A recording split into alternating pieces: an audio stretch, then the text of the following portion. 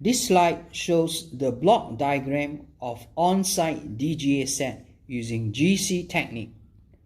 The carrier gas is helium of 99.999% purity. There are two columns for the separation of the components of the gas sample. Column A of 10 meters length is to separate the lighter gases like hydrogen. Column B of shorter length of 6 meters is to separate the heavier fault gases. At the exit of the column are detectors for the various gases. This slide is about the detector inside on-site DGA set. A common detector is TCD, Thermal Conductivity Detector.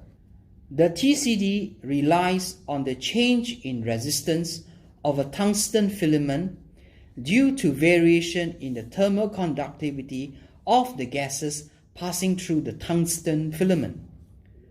The helium gas serves as a carrier gas, and because of their high thermal conductivity, also keeps cool the tungsten filament.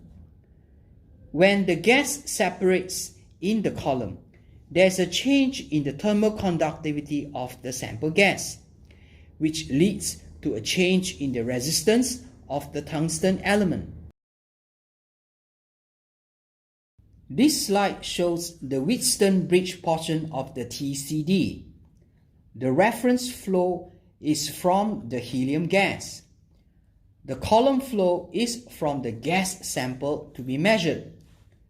The flow rate in both paths is regulated such that zero voltage is across the output of the Wheatstone bridge. With the separation of the gas components, there will be a change in the thermal conductivity of the gases and subsequent change in resistance in the tungsten filament. A voltage is developed at the output of the Wheatstone bridge. This voltage is translated to ppm values of the various fault gases. This slide shows the calibration of on-site DGA set. A reference gas bottle from the OEM is used. The ppm value for all the 9 gases are certified by the OEM. Before the start of every on-site DGA measurement, the set is calibrated against the known ppm values of all the 9 gases. The set does 2 calibration runs, and the difference must be within 2%. This slide is a summary. On-site DGA provides results within 2 hours of site deployment. There is no need to wait several days for the results. On-site DGA eliminates the error associated with transportation of the oil sample from the site to the lab.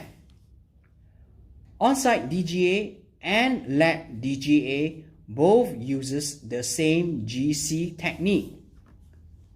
On-site DGA complements the DGA service provided by the lab.